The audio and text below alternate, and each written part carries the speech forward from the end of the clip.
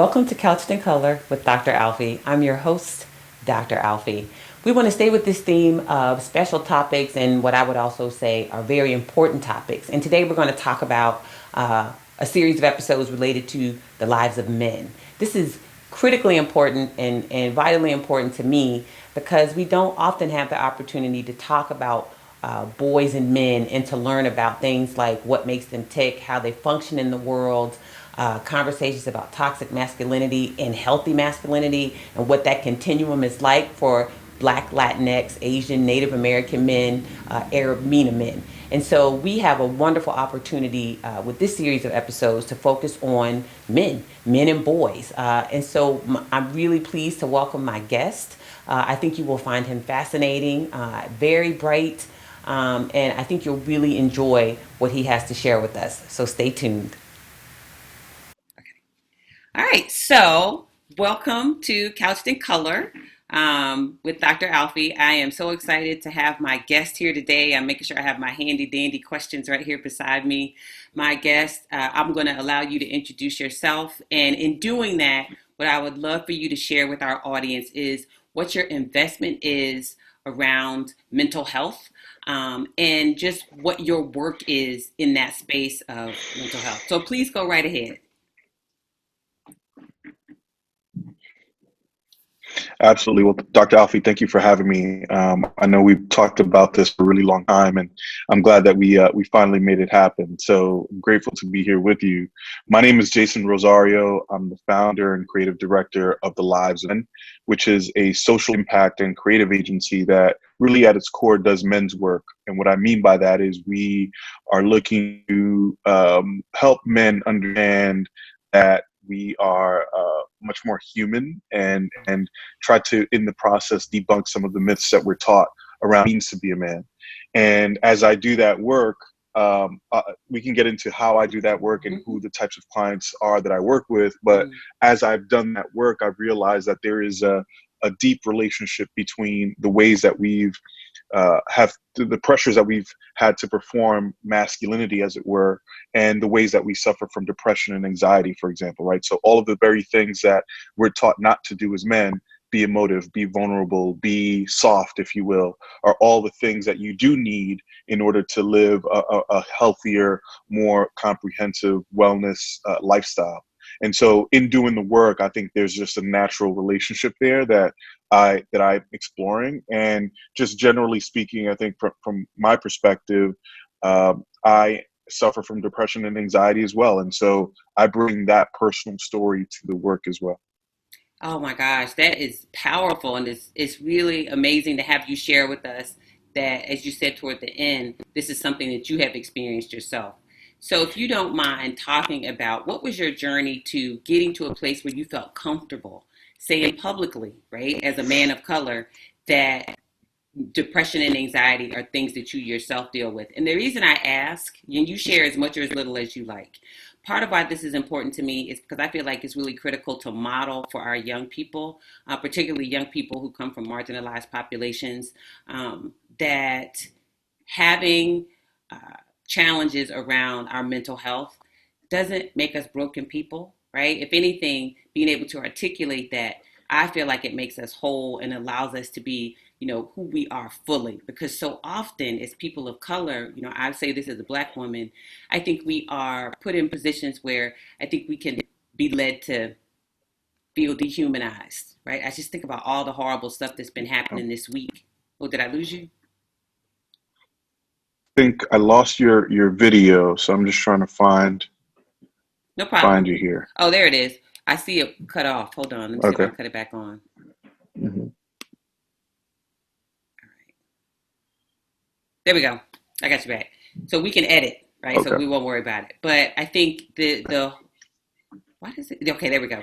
So it's that that we've had things happen this week specifically, right? Where I look at these and I have to limit how much I look at them because it's painful, right? I'm a mom. I have a son, and so anyway, I don't want to get too far off track, but I think I would really love to hear what the journey was for you. Like I said, share as much or as little as you like about deciding as a man of color, I'm going to be open about this and not only am I going to be open about my own journey, but I want to help other people. What was that like for you? How did you get there?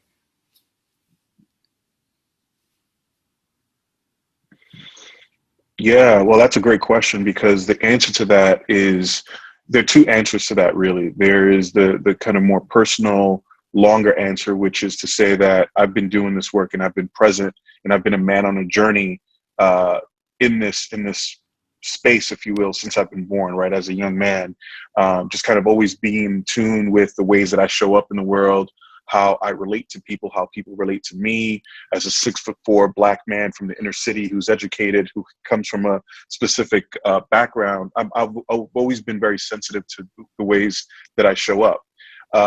But then on a more practical side, in 2006 or 2016, I'm sorry, we know what still continues to happen today, right? We Yep. know that, and I think you alluded to it with Ahmaud Arbery, is the Yes. police shootings were occurring, right? The police murders, as they were.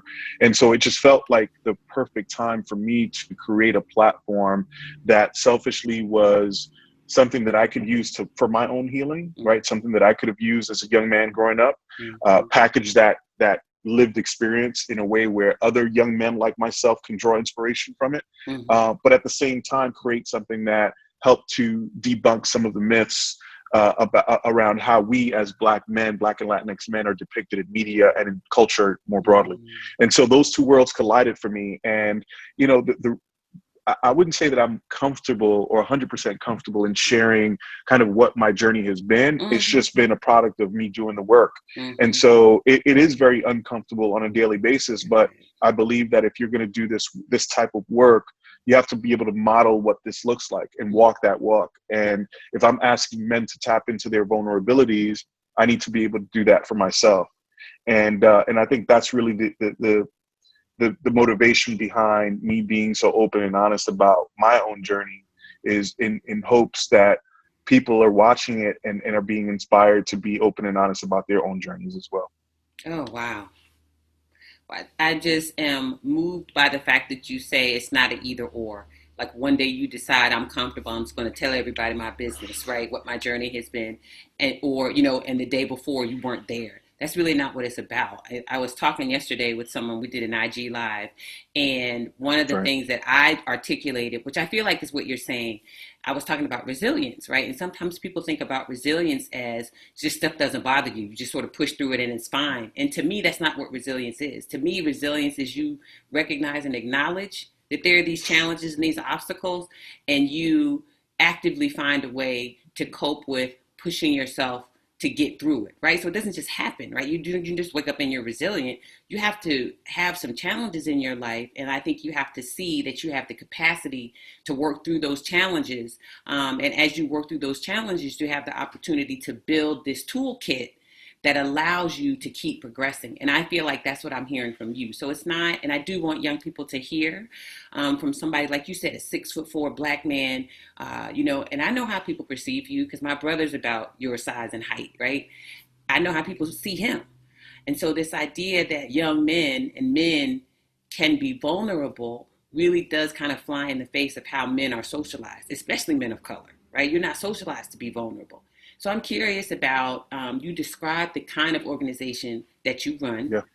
I'm curious about how do you all do that work through your organization? What do you do with men? Where do you show up? I remember we had one conversation about it was a national company that you were working with who was supporting your work. I can't remember which one. I want to say Dove, but maybe that's not right. So just tell us a little bit about how that work appears. How does it show up? What do you all do? Mm-hmm.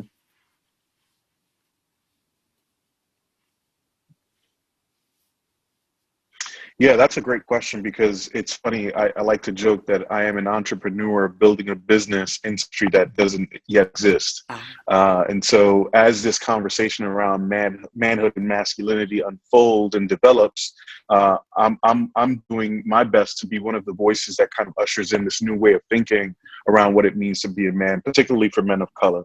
So the way that plays out is a couple different ways. On one end, I do a lot of work with brands to okay. help them activate the best of the brand from the inside out. And that means working with them to to unlock diversity and inclusion, allyship initiatives internally with their work, Mm-hmm. right? Using men as the kind of the voice mouthpieces for that. Mm-hmm. And then externally helping them think through marketing and strategy that target men of color in Mm-hmm. particular. And then on the other side, I also work with men on a one-to-one basis. I created a curriculum and a coaching program where we one-on-one, and depending on what their issues are, Mm-hmm. kind of work through that. And the goal there is to help them self-actualize, really walk them through what they should be considering, or they could consider in their journeys, becoming a better, I don't want to say a better, but a more comprehensive self-actualized version of themselves. So, it's in workshops, public speaking, Okay. coaching, in whatever format that the platform allows, I take advantage of that. Oh, that's wonderful. That's wonderful. So, can you give us, you've given us some, like a really beautiful broad overview of the work. Can you articulate any examples, without divulging anybody's personal information, but are there any examples of activities that have happened, like maybe walk us through a workshop without divulging proprietary information, but what does a workshop look like? What can men Mhm. or young men expect when they come to Mhm. work with your organization? Just not the marketing piece or not the brand piece, but the other piece where you say, you do the engagement Sure. individually. Yeah, what does that look like? Yeah, so with young men, I work with New York City schools. I created a curriculum that I partnered with cities all across the five boroughs here in New York. And the curriculum is really focused on three things. Number one is helping them understand healthier notions of manhood, Mm, helping them understand how to deal with authority figures, right? So as yes. they move about the world as young men of color, how are they engaging with the police, for example? How are Mm-hmm. they engaging with their teachers, and in some cases a lot of them come from single parent homes Mm-hmm. led by women. How do they engage with that? Mm-hmm. Mm-hmm. And then the third thing is college preparedness, right, or career preparedness. Mm-hmm. To the extent that they may consider going to college, we'll work with them to prepare them for that. So a lot of yeah, a lot of that is depending on the school, but Mm-hmm. a lot of that is really just uh, roundtables, if you will. Mm-hmm. Mm-hmm. We show up on a weekly basis, and we ask them a lot of questions. We engage with them on conversations that most people would not have. And I Mm-hmm. think one thing that I've learned is that young men, we underestimate our young men in Mm. terms of the capacity to feel, and also their Yes. capacity to articulate really complex feelings. And so that's for me, that's my favorite part, is that to be able to sit down in front of a young man who's 15, 16 years old and engage with him on a conversation that he may not have ever had before, I think is incredibly powerful. So that's the way it shows up, is, very hands-on, very one-to-one, if you will. Ah, everything about that I just love. So what it makes me think of is for parents, right? You talked about, a long time ago I had a patient, and she's a white woman. She was in a multiracial relationship, and she taught me that she preferred, I'm just making this statement, she did not prefer to be called a single parent. She preferred to be called an independent parent because single parent was loaded. And I thought, And Mm. so ever since then, I've just kind of stuck with that notion of independent parent. So when you talk about independent parents who are women, right? There's so many things I want to ask, but these are the two critical ones. I'm gonna try to remember the second one. I got an old brain, so it might leave me. I hope not. But um, one question I have is, what advice have you can you give to independent parents who are moms, right? Because Mother's Day is coming up. Yes, I'm real excited about that. Yep. Um, but Yep. what advice would you give to moms uh, who are independent parents rearing children? Because in my family from the South, they say you raise chickens, you rear children. So I'm trying to remember that. Rearing children who are boys, right? Are there things that I know that there are things that you've learned from talking with these young men. And I love that you said, I wanted to say it again, we underestimate our young men. I think you are so right. In so many ways, we underestimate these boys. But what advice can you give moms who are rearing boys by themselves and want to be mindful of and take care of these boys' mental health? What kind of advice do you have for them? That's a great question, and it's probably the aside from the lives of men, is it only for men questions I normally get. Yeah. This is probably the second most asked question is from a lot of single mom or a lot of independent moms like my own Yeah. who raised five of us by herself. Bless her. I am very sensitive to that. Yeah, so I'm a product of that. So the Yeah. advice that I'm about to give you Yeah. is not only from kind of what I've heard and from what I've learned from these young men, but it's also Mm-hmm. my own experience. Mm-hmm. I would say three things. Number one is, and I think I've already said it, is don't underestimate what your young men can understand and can feel and can articulate. Mm-hmm. I grew up in a home where I saw my mom be abused physically and verbally. And Mm-hmm. so that shaped me as a man. And so to be able to have a conversation with my mom, when I was younger would have been great to be able to help unpack some of that as Mm-hmm. opposed to kind of owning that and Mm-hmm. letting that stay attached to me Mm-hmm. as an older man. Mm-hmm. So that's number one is talk to your son, be open with your son. And I know that a lot of independent moms feel like, oh no, I have to be tough because I'm trying to raise a man. That I can understand that, but that can also be harmful, right? Because it makes a dynamic very unapproachable, right? Where he can't approach you to talk. So that's number one. Number two is something that I always say that I think it sounds very cliche, but it's very true is don't badmouth the father. Mm-hmm. I think sometimes it's what goes unsaid that is just as damaging as what is said. Yes. So if you may not love the dad, you may not agree with Yes. how he's approaching it, he may not be in Yes. your lives, but do your best to put your own feelings and ego aside for the Yes. sake of the young man. And then number three is show him your humanity. Mm. Be vulnerable with him. Again, if you want to try to have your young man trust you to share secrets, I think you need to also be comfortable enough to share your own secrets with him Mm. and create that dialogue and that type of relationship very early on so that becomes normalized in your relationship with him. So those are three things that I would say independent moms can do. Oh, I love that. I just love the idea. Part of what it speaks to for me is as women and as parents, right? Let me just say this as parents. Doesn't matter if you're a male or female or how you identify, because you might be a non-gender conforming parent. What's important to me is this idea of we have to be in touch with ourselves, because I think those three keys that you just shared, right? Those three, I'm going to quote Charlemagne the God, those three jewels that you just dropped on us.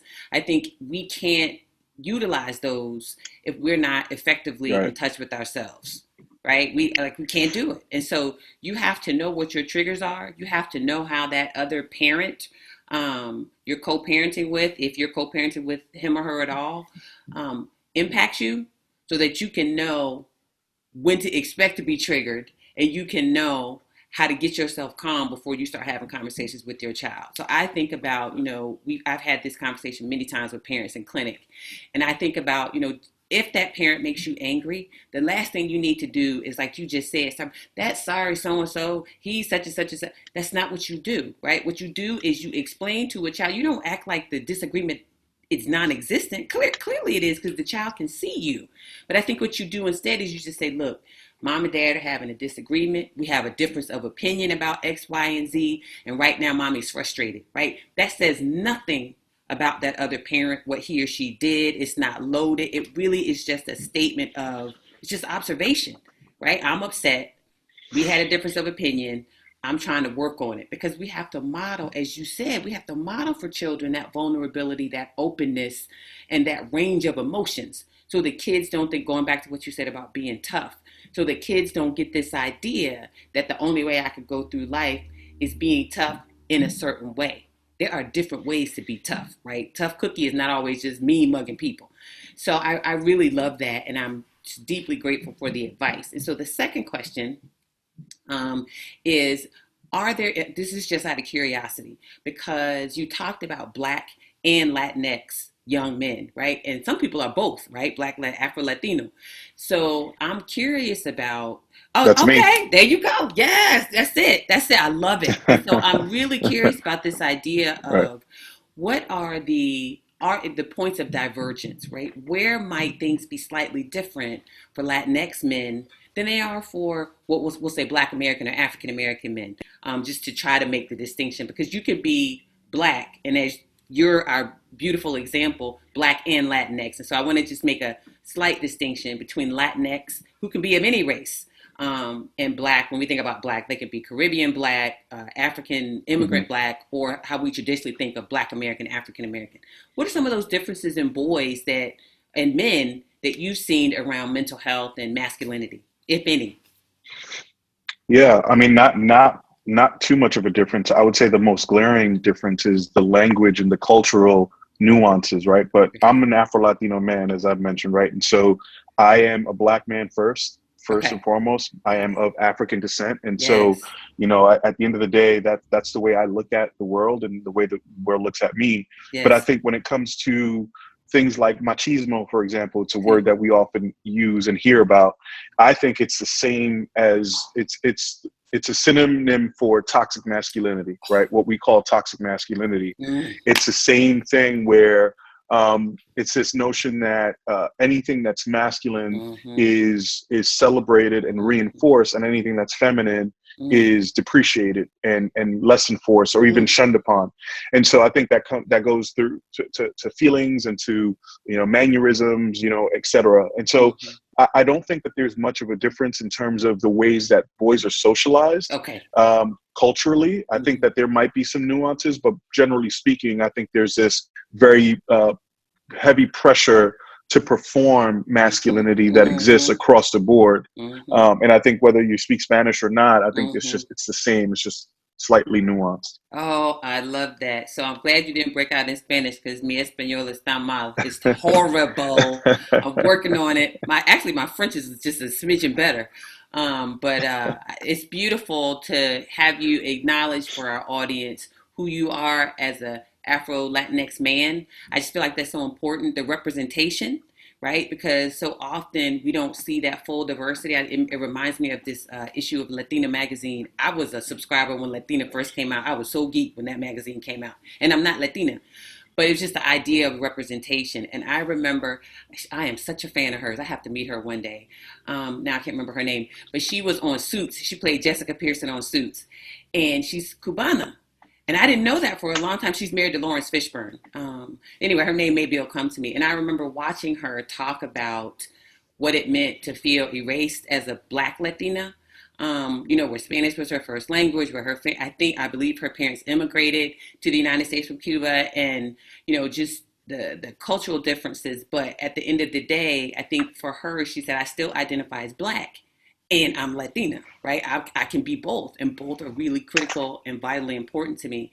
So I love the idea of naming who we are as ethnic and cultural beings, and also putting that in context for here in the United States, what it means to be a racialized being, right? As you said, when people look at me, they see a 6'4" Black man. They don't know I'm Latinx.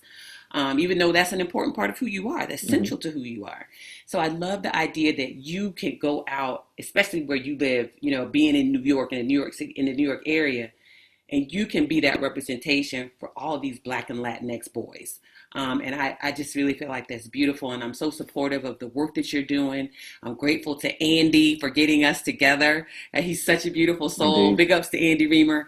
And so, in closing, what I want to just ask is, can you share with our audience how can people be in touch with you? Is there a place they can find you online? Are you on like the social media channels? Can you share with us how they can reach out to you? Say there are some viewers in New York who want to, once we get out of quarantine, want you to come and work with them. How can they find you? Absolutely. So on all social media platforms, so that's Instagram, Facebook, Twitter. That's Jason with two underscores Rosario and at the Lives of Men. So it's at Jason two underscores Rosario and at the Lives of Men. Obviously, you can find me on LinkedIn as well. And I think one thing that I would encourage folks to do, which would be great, is if they check out the show Dear Men that I hosted and executive produced on Yahoo News. Okay. So in that show, I sat down with everybody from Kevin Love, the NBA superstar, to Swiss Beats, to Sean T, the superstar trainer, and we Yeah. just talked about issues around masculinity, fatherhood, brotherhood, raising boys. So would love for people to check that out too, and it's called Dear Men on Yahoo News. Awesome. So, Dear Men on Yahoo News, Jason Yes. Rosario with 2 underscores between first and last name on all social Right. media, and then Lives of Right. Men, all one, that all runs together, Lives of Men. Yeah. The lives of men. Yes. The Lives of Men. Okay, I'm gonna get it right. The Mhm. Lives of Men all run together on across all social media platforms. So, Mr. Rosario, Right. it has been a pleasure and an honor to have you. I am so grateful to you for accepting our invitation, and I'm really looking forward to seeing more of what the work that you're doing and taking care of these boys and men. And then when we get offline, I might call you so you can give me some advice on my little man. Sounds Thank you good. so Dr. Alfie, thank much. you so much for having me. Of Really course. appreciate it. All right, take care. Take care. All right, bye. Bye. Okay, so there you have it, Mr. Jason Rosario with his organization, The Lives of Men. It was a real treat to be able to talk to him and have him walk through what his organization does to promote healthy masculinity in men and boys who are of Black and Latinx descent. In his case, as he shared, he's AfroLatinx himself. And so I just was really pleased to be able to learn a little bit more about what it means to be a young man in today's day and age, and how particularly moms who are independent parents, as he shared about his own journey and a lot of the young men he encounters, how moms, parents, adults, and the people in these young men's lives what they can do to promote healthy masculinity and to promote healthy mental health, healthy emotional development, and so on. So I'm really grateful to him for joining us. I'm grateful to you for joining us as always. And what I will ask you to do, as I often do, is to go to our YouTube channel and subscribe. Please do. Find us wherever you find your podcast fix. That can be on Apple Podcasts, Libsyn, SoundCloud, wherever you go to get that podcast fix. And you can always find us under Couched in Color. We're also across all social media platforms. We are on Facebook, we are on Instagram, and we are on Twitter. So please go find us and follow us there as well. In closing, let me share with you what I always share is that I'm wishing you lots of love, lots of light, and my hope is that it is always informed by good, culturally relevant science. Take care.